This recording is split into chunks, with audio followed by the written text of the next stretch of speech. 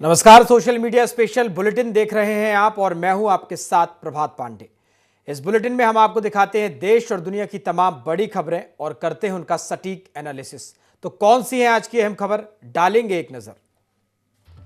सबसे पहले बात करेंगे नेपाल में सोशल मीडिया पर प्रतिबंध से युवा भड़क उठे हैं और जिस पर कई जो छात्र हैं गोलीबारी हुई है, उनकी मौत भी हो गई है। इसके बाद बात करेंगे संसद भवन में घुसने की कोशिश हुई है नेपाल में, काठमांडू में कर्फ्यू लगा दिया गया है। नेपाल के पीएम ने कहा है कि हम सोशल मीडिया के खिलाफ नहीं हैं। इसके बाद बात करेंगे 92 साल की हुई हैं मशहूर प्लेबैक सिंगर आशा भोसले। इसके बाद बात करेंगे शेयर बाजार की, जहां सेंसेक्स करीब 400 अंक चढ़ा है, निफ्टी भी 120 अंक की बढ़त पर जो है बंद हुआ है। तो ये तमाम अहम खबर है और अब बढ़ेंगे हमारी पहली और बड़ी खबर की ओर।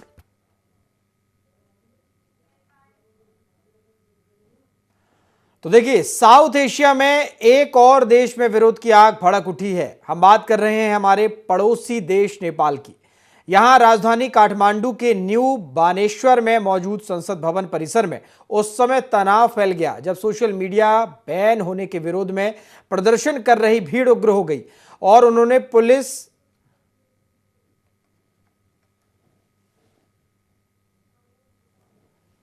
तो देखिए, सोशल मीडिया के बैन का जो विरोध है वो नेपाल में अब लगातार तेज होता जा रहा है। बैन होने के विरोध में प्रदर्शन कर रही भीड़ उग्र हो गई है और उन्होंने पुलिस बैरिकेड तोड़ दिए हैं। प्रदर्शनकारी गेट पार कर संसद के भीतर प्रवेश की कोशिश कर रहे थे।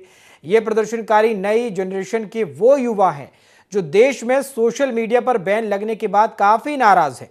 इन युवाओं ने पहले शांतिपूर्ण विरोध की बात कही थी, लेकिन प्रदर्शन के उग्र हो जाने की वजह से जो हालात हैं वो और खराब हो गए हैं और अब जो युवा हैं वे संसद भवन तक पहुंच गए हैं। प्रदर्शनकारी काठमांडू की सड़कों पर उतर आए हैं और संसद परिसर तक जाने लगे, जिसके बाद पुलिस ने आंसू गैस के गोले दागे और कर्फ्यू भी लगा दिया। नेपाल में हो रहे इन प्रदर्शनों के पीछे वजह जो है वो मुख्य तौर पर सोशल मीडिया बताई जा रही है। सोशल मीडिया पर बैन लगाया गया और इसी वजह से युवा जो है भड़क गए हैं। नेपाल की सड़कों पर हजारों की संख्या में युवाओं की भीड़ देखी जा रही है। ये लोग भ्रष्टाचार और सोशल मीडिया पर लगे बैन को लेकर प्रदर्शन कर रहे हैं। आपको बता दें कि नेपाल में फेसबुक, इंस्टाग्राम, व्हाट्सएप, यूट्यूब और स्नैपचैट पर पाबंदी लगा दी गई है, जिससे जो यहाँ के युवा हैं वो काफी नाराज हो गए हैं। आपको बता दें, नेपाल में सड़कों पर उतरे हैं जेन जी प्रदर्शनकारी और प्रदर्शनकारियों का दावा है कि उनका ये प्रोटेस्ट सिर्फ सोशल मीडिया पर प्रतिबंध के खिलाफ नहीं है, बल्कि भ्रष्टाचार के खिलाफ है। सरकार न सिर्फ सोशल मीडिया बल्कि हमारी जिंदगी को कंट्रोल करने की कोशिश कर रही है। नेपाल में जिस तरह से सड़कों पर बवाल देखने को मिल रहा है, उसके बाद एहतियात के तौर पर प्रधानमंत्री केपी सिंह ओली और राष्ट्रपति के घर की सुरक्षा बढ़ा दी गई है। प्रदर्शनकारियों ने जिस तरह बैरिकेड्स तोड़ते हुए संसद भवन और प्रतिबंधित इलाकों की ओर कूच किया था, उसके बाद से ये सुरक्षा बढ़ाई गई है। तो देखिए, जेन जी प्रदर्शनकारियों ने बवाल काटा है। नेपाल में सोशल मीडिया के बैन होते ही आदेश के बाद जो है जेन जी प्रदर्शनकारी जो हैं वो सड़कों पर उतर आए। उनका कहना है कि ये प्रदर्शन सिर्फ सोशल मीडिया के बैन के कारण नहीं किया गया, ये प्रदर्शन भ्रष्टाचार के खिलाफ किया गया है और सरकार के खिलाफ है, क्योंकि सरकार जो है लोगों की जिंदगी को काबू में यानी कंट्रोल में करना चाहती है। और इसी को लेकर जो प्रदर्शनकारी हैं वो सिर्फ सड़कों पर प्रदर्शन नहीं कर रहे, बल्कि संसद भवन पर भी घुसने की कोशिश की जा रही थी और कई जो प्रदर्शनकारी हैं वो संसद भवन में भी जा घुसे। जमकर नेपाल में जो है इस मामले पर बवाल हो रहा है, प्रदर्शन हो रहा है। जेन जी प्रदर्शनकारियों ने ये बवाल किया है। आप देख सकते हैं किस तरह से सेना लगानी पड़ी है, सेना मैदान में है और सेना इस प्रदर्शन को कंट्रोल कर रही है। काठमांडू नेपाल की तस्वीरें हम आपको दिखा रहे हैं।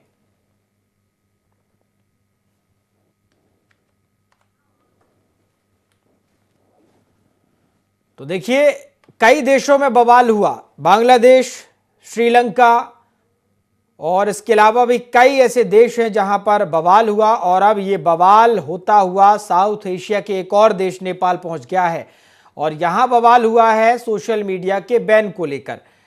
आपको बता दें, हम बात कर रहे हैं नेपाल के, जहां पर काठमांडू में हालत खराब होती जा रही है। जेन जी जो प्रदर्शनकारी हैं, सोशल मीडिया पर वो जिस तरह से बैन करने का बयान दिया गया है, आदेश दिया गया है, इसके विरोध में लगातार अब वो प्रदर्शन कर रहे हैं, सड़कों पर उतर गए हैं, संसद भवन में जा घुसे हैं।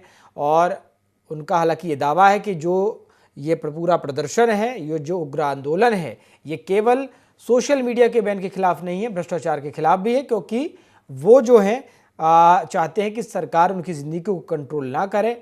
लेकिन सरकार ऐसा नहीं चाहती, वो ज़िंदगी को कंट्रोल करना चाहती है, सोशल मीडिया पर बैन लगा रही है। फेसबुक, इंस्टाग्राम, यूट्यूब, स्नैपचैट जैसे तमाम जो प्लेटफॉर्म है उन्हें बैन करने की बात की गई है और बैन कर दिया गया है, और इसी के विरोध में वो मैदान में उतरे हैं। हालांकि उन्होंने दावा किया कि ये लड़ाई भ्रष्टाचार के खिलाफ भी है।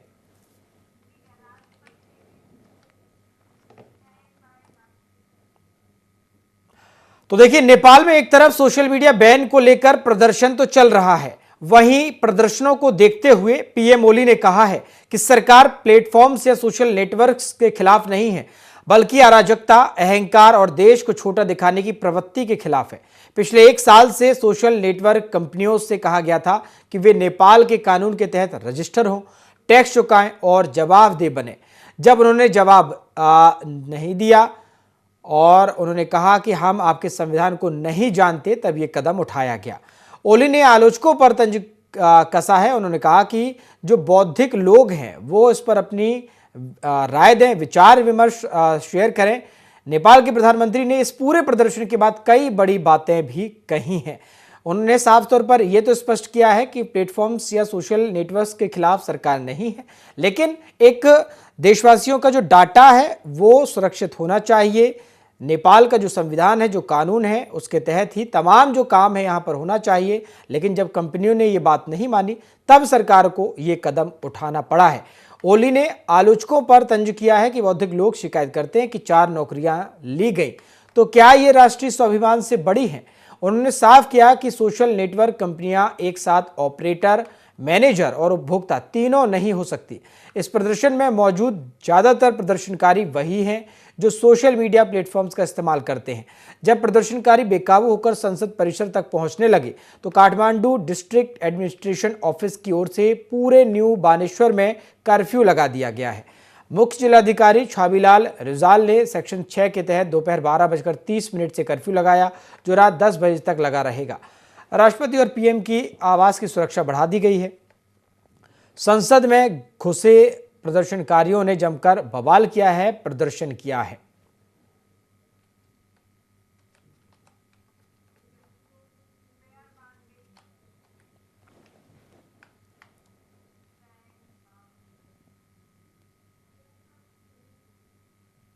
चलिए आगे बढ़ेंगे और बात करेंगे भारतीय शेयर बाजार की। हफ्ते के पहले कारोबारी दिन आज यानी 8 सितंबर को सेंसेक्स 400 अंक बढ़कर 81,100 के स्तर पर कारोबार करता नजर आया। निफ्टी में भी 120 अंक की बढ़त रही, ये 24,860 के स्तर पर कारोबार करती नजर आए। सेंसेक्स में भी अच्छी खासी जो है उछाल देखने को मिली। हालांकि कई ऐसे शेयर हैं जो जीएसटी के जो कटौती की गई है दरों में, उसके बाद से उछाल मारते नजर आए हैं। लेकिन कई ऐसे बाजार हैं, कई ऐसे सेक्टर हैं जो ट्रंप टैरिफ की वजह से प्रभावित नजर आए, उनमें हालांकि गिरावट दर्ज की गई है। अगर बात करें सेंसेक्स के 30 में से 23 शेयरों में तेजी रही और 7 में गिरावट रही, जबकि टाटा स्टील, टाटा मोटर्स और महिंद्रा के शेयर्स 2% तक चढ़े। एशियन पेंट्स, टाइटन और सनफार्मा के शेयरों में गिरावट दर्ज की गई। कार की कीमतों में कटौती करने के चलते टाटा मोटर्स, महिंद्रा और अन्य कंपनियों के शेयर्स आज 4% तक चढ़ गए। कंपनियों ने यह कटौती जीएसटी की दरों में कमी के बाद की। निफ्टी के 50 में से 34 शेयरों में तेजी और 16 में गिरावट रही। एनएसई के मेटल, ऑटो और रियल्टी इंडेक्स चढ़े हैं। फार्मा, हेल्थ केयर और कंज्यूमर ड्यूरेबल्स में गिरावट रही है। और बात करें अगर स्पाइस जेट के शेयर की, तो ये 5% तक गिरा है। खराब तिमाही नतीजों के चलते एयरलाइन कैरियर स्पाइस जेट का शेयर 30% तक इससे ज़्यादा गिरा है। शुरुआती कारोबार में इसमें 5% तक की गिरावट थी। वित्त वर्ष 2025-26 की पहली तिमाही में कंपनी को करीब 237 करोड़ का नुकसान हुआ। पिछले साल की समान तिमाही में एयरलाइन को 159 करोड़ रुपए का मुनाफा हुआ था। कंपनी को यह नुकसान एयरक्राफ्ट के मेंटेनेंस नहीं होने के चलते, ग्राउंडेड होने, एयरोस्पेस प्रतिबंधों और कस्टमर्स की कमी के चलते हुआ। खराब तिमाही नतीजों के चलते एयरलाइन कैरियर स्पाइस जेट का शेयर 5% से ज्यादा गिरा है। बात करेंगे अगर पिछले हफ्ते की, तो हफ्ते के आखिरी कारोबारी दिन यानी शुक्रवार 5 सितंबर को सेंसेक्स 7 अंक नीचे 80,711 के स्तर पर बंद हुआ था। निफ्टी में 7 अंक की तेजी रही थी, ये 24,741 पर बंद हुआ। सेंसेक्स के 30 शेयरों में से 14 में तेजी नजर आई, 16 में गिरावट दर्ज की गई थी। महिंद्रा, मारुति और रिलायंस के शेयर 2% तक चढ़कर बंद हुए थे। इसके अलावा भी जो मार्केट ओवरऑल नजर आया वो फ्लैट था और आज मार्केट में हल्की जो है उछाल सेंसेक्स और निफ्टी दोनों में ही देखी गई है।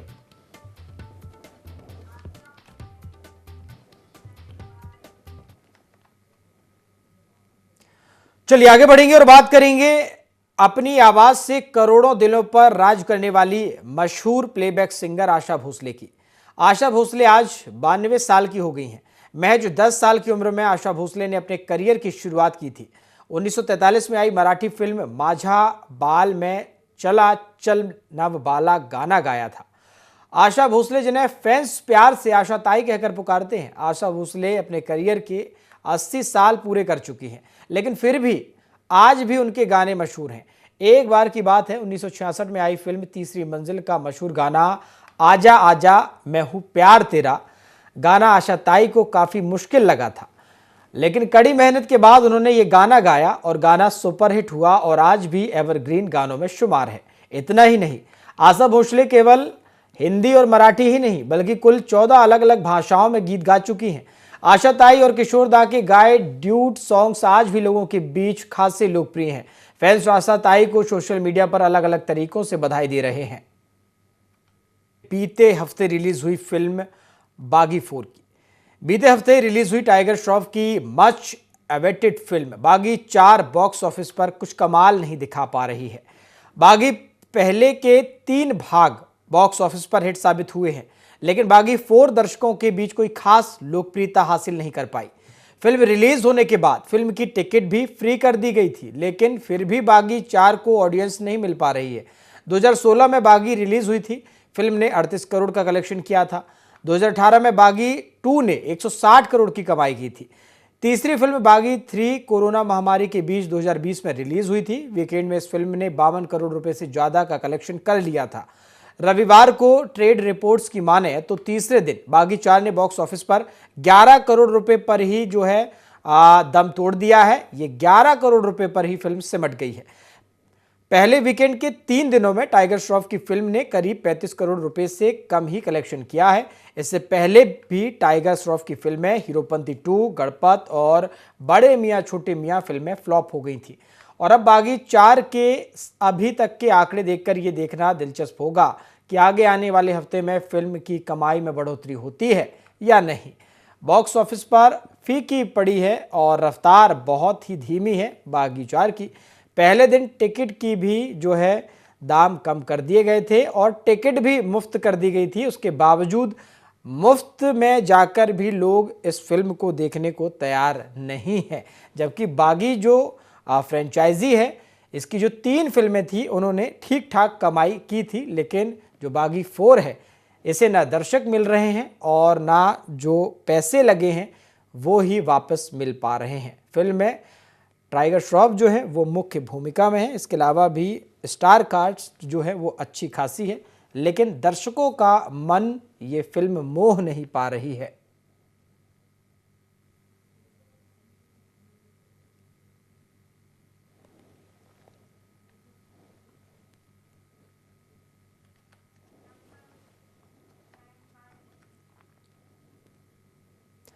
चलिए आगे बढ़ेंगे। कैंसर की बीमारी दुनिया भर में बढ़ती जा रही है। ऐसे में इस घातक बीमारी के इलाज में एक बड़ी उम्मीद भरी सफलता सामने आई, वो भी भारत के एक मित्र राष्ट्र की ओर से, और वो देश है रूस। जी हां, रूस के वैज्ञानिकों ने एक वैक्सीन एंट्रोमिक्स विकसित की है जो क्लिनिकल ट्रायल में 100% प्रभावी और सुरक्षित साबित हुई। इस वैक्सीन ने न सिर्फ ट्यूमर के आकार को कम किया बल्कि कुछ मामलों में कैंसर कोशिकाओं को पूरी तरह खत्म करने में भी सफलता पाई। यह वैक्सीन दुनिया भर में कैंसर के मरीजों के लिए आशा की किरण है। वैक्सीन को रूस के national medical research radiological centre ने Engelhardt institute of molecular biology के साथ मिलकर विकसित किया है। यह वैक्सीन कोविड-19 mRNA वैक्सीन टेक्नोलॉजी पर आधारित है, लेकिन वैज्ञानिकों ने इसके उपयोग का दायरा काफी ज्यादा बढ़ा दिया है। यह कैंसर के खिलाफ एक अत्याधुनिक और पर्सनलाइज्ड इम्यूनोथेरेपी के रूप है। अब ये वैक्सीन कैसे काम करती है, जरा ये भी जान लीजिए। एंट्रोमिक्स एक इंट्रामस्कुलर इंजेक्शन के रूप में दिया जाता है। इसका उद्देश्य शरीर की इम्यून सिस्टम को इस तरह से तैयार करना है कि वह विशेष रूप से कैंसर कोशिकाओं की पहचान करते उन्हें नष्ट कर सके। वैक्सीन की खास बात यह है कि इसके जरिए स्वास्थ्य कोशिकाओं को नुकसान नहीं पहुंचेगा और इसकी यही खासियत परंपरागत कीमोथेरेपी और रेडिएशन के कुप्रभावों से बचाने वाली है। ये तरीके अक्सर पूरे शरीर को नुकसान पहुंचाते हैं। क्लिनिकल ट्रायल्स के दौरान यह देखा गया कि वैक्सीन न केवल सुरक्षित है, बल्कि किसी भी गंभीर साइड इफेक्ट का कोई संकेत नहीं मिला। यही कारण है कि इसे अब रूस के कई प्रमुख कैंसर सेंटरों में प्रारंभिक उपयोग के लिए शामिल किया जा चुका है। तो कैंसर के जो मरीज हैं और कैंसर की जो महामारी है, जो बीमारी है, उसको नष्ट करने के लिए रूस ने अब दवाई तैयार कर ली है। जो शुरुआती ट्रायल्स रहे हैं वो सफल रहे हैं और अब ये जो दवाई है रूस के औपचारिक तौर पर रूस इसे ट्रायल्स के तौर पर ही सही, लेकिन कई अपने जो कैंसर सेंटर हैं उन पर उपयोग करने वाला है। और अगर इसमें सफलता हासिल हुई तो पूरा जो दुनिया है, पूरे देश है, उसे ये दवाई मिलेगी और लोग जो हैं कैंसर की जो जंग है उसे जीत पाएंगे। पहली बार ये कैंसर की वैक्सीन जो है बनकर तैयार हुई है और रूस को इसका श्रेय भी जाता है।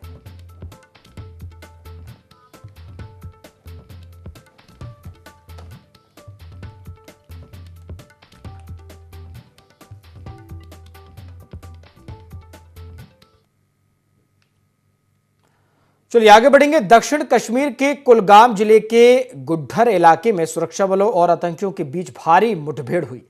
इस दौरान सुरक्षा बलों ने एक आतंकी को ढेर कर दिया। इसमें मारे गए आतंकी की पहचान आमिर डार के रूप में हुई है। शोपिया जिले का रहने वाला डार लश्कर-ए-तैयबा से जुड़ा बताया जा रहा है। वहीं आतंकियों की गोलीबारी में सेना के एक जेसीओ के भी घायल होने की खबर है। हालांकि इस बारे में अभी आधिकारिक पुष्टि नहीं हुई है। दरअसल खुफिया इनपुट मिलने के बाद सुरक्षा बलों ने इलाके में सर्च ऑपरेशन शुरू किया था।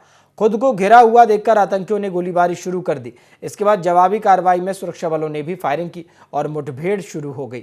सुरक्षा बलों ने इलाके को पूरी तरह से घेर लिया और अतिरिक्त बल तैनात किया गया ताकि आतंकियों को भागने का कोई मौका न मिल सके। आतंकियों के साथ इस मुठभेड़ पर कश्मीर जोन पुलिस ने ट्वीट कर पोस्ट कर बताया कि विशिष्ट खुफिया जानकारी के आधार पर कुलगाम के गुड्ढर जंगल में मुठभेड़ शुरू हो गई है। जम्मू कश्मीर पुलिस, सेना और सीआरपीएफ की एसओजी काम पर हैं। साथ ही साथ कहा गया है कि आगे की जानकारी बाद में दी जाएगी। उधर राष्ट्रीय जांच एजेंसी एनआईए ने आतंकी साजिश से जुड़े मामले में बड़ी कार्रवाई भी शुरू कर दी है। अधिकारियों के मुताबिक एनआईए की टीमें देश भर में छापेमारी कर रही हैं। जानकारी के अनुसार जम्मू कश्मीर समेत 5 राज्यों में कुल 22 ठिकानों पर यह तलाशी अभियान जारी है। यह तलाशी अभियान उन मामलों से जुड़ा है जिसमें देश विरोधी गतिविधियों और आतंकी नेटवर्क की फंडिंग और साजिश के सुराग मिले। अधिकारियों का कहना है कि छापेमारी के दौरान इलेक्ट्रॉनिक्स डिवाइस, संदिग्ध दस्तावेज और कुछ अहम सबूतों को खंगाला जा रहा है। सूत्रों के अनुसार यह कार्रवाई आतंकियों और उनके स्थानीय नेटवर्क को कमजोर करने और उनकी साजिशों को नाकाम करने के मकसद से की जा रही है।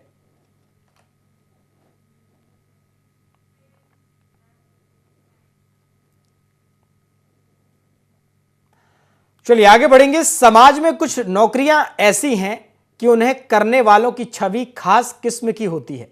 जैसे अगर कोई पुरुष टीचर कहे तो लोगों के दिमाग में गुस्सैल 40-50 साल की उम्र वाले किसी पुरुष की छवि दिमाग में आएगी। वहीं अगर कोई ट्रेन के टीटी की बात करे तो लोग पेट निकले और अधेड़ व्यक्ति के बारे में सोचेंगे। इस वजह से एक लड़की को हैरानी हुई जब उसने एक बेहद स्मार्ट और कम उम्र के लड़के को ट्रेन में टीसी देखा। उसने उसका चुपके से वीडियो बनाया और दुनिया को मन का हाल बताते हुए लिखा कि टीसी हो तो ऐसा हो, और अगर ऐसा हुआ तो मैं रोज ट्रेन से सफर करूंगी। देखिए इंस्टाग्राम पर एक लड़की ने टीटीई का जो है वीडियो बनाया, क्योंकि वो टीटी चेहरे से स्मार्ट था, हैंडसम था, अच्छा दिख रहा था, जिस वजह से लड़की ने उसका वीडियो बनाया और वीडियो इंस्टाग्राम पर भी शेयर कर दिया। और इसके बाद उसने कैप्शन में लिखा कि अगर ऐसा टीसी हो तो मैं रोज ट्रेन से सफ़र करूंगी। और यूँ तो इस तरह से वीडियो जो है सोशल मीडिया पर वायरल होते रहते हैं, लेकिन जैसे ही ये पोस्ट हुआ इसके बाद से जो लड़की के इंस्टाग्राम अकाउंट पर जब वीडियो पड़ा तो उस पर कमेंट भी तरह तरह के आने लगे। किसी ने लिखा कि यही काम अगर कोई लड़का कर देता और लड़की टीटी होती तो क्या होता। वहीं कुछ जो अन्य इंस्टाग्राम यूजर्स हैं वो चुटकी लेते हुए भी नजर आए। किसी ने पूछा कि क्या आपने टीटी का नंबर लिया। किसी ने इस ट्रेन का जो नाम है वो हैंडसम एक्सप्रेस रखने की बात कही। किसी ने कहा कि अगर इस तरह से वीडियो किसी का बनाना ये गलत बात है। तो सभी की अपनी राय, एक एक करके इंस्टाग्राम पे यूजर्स ने इस वीडियो पर चुटकी ली।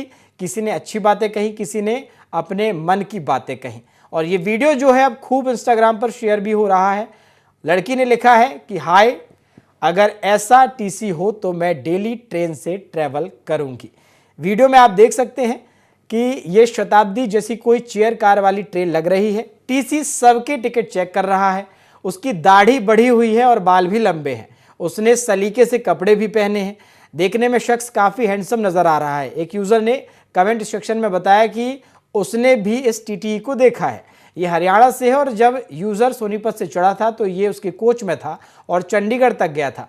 इस वीडियो को 38 लाख व्यूज़ अभी तक मिल चुके हैं, जबकि कई लोगों ने कमेंट कर अपनी प्रतिक्रिया दी है।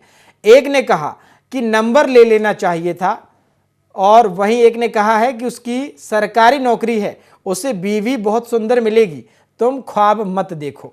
एक लड़की ने मजाक में पूछा कि बस रिसर्च के लिए पूछ रही हूं, ये कौन सी ट्रेन है। वहीं एक और लड़की ने कहा कि बिना ट्रेन नंबर और रूट के वीडियो पोस्ट करना बहुत गलत बात है।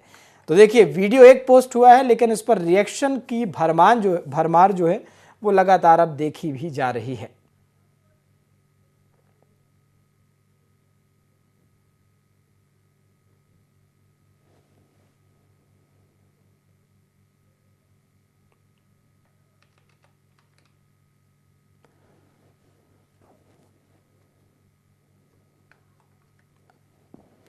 तो देखिए, इंस्टाग्राम पर एक वीडियो जमकर वायरल हो रहा है। टीटी का ये वीडियो है और एक लड़की ने ये वीडियो पोस्ट किया है। चूँकि जो टीटी है वो सुंदर है, स्मार्ट है, हैंडसम है, और यही लिखते हुए लड़की ने इंस्टाग्राम पर जो है वीडियो शेयर किया और जिसके बाद से खूब अब लोगों की प्रतिक्रियाएं भी इस पर देखने को मिल रही हैं। वीडियो में करीब 38 जो मिलियन व्यूज़ हैं वो भी आ चुके हैं।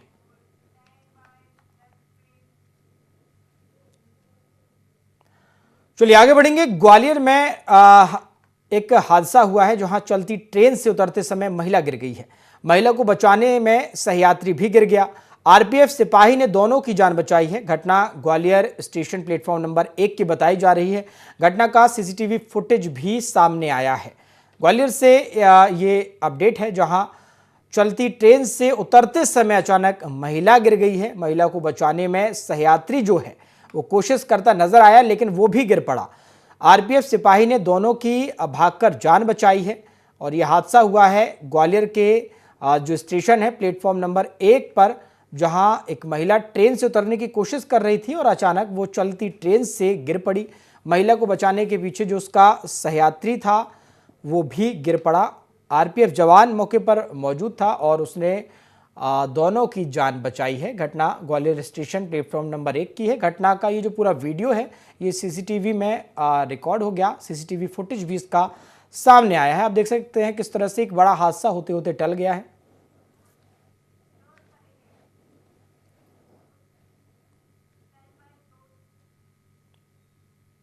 इसी के साथ सोशल मीडिया स्पेशल बुलेटिन में फिलहाल इतना ही। देखते रहिए IND 24। नमस्कार।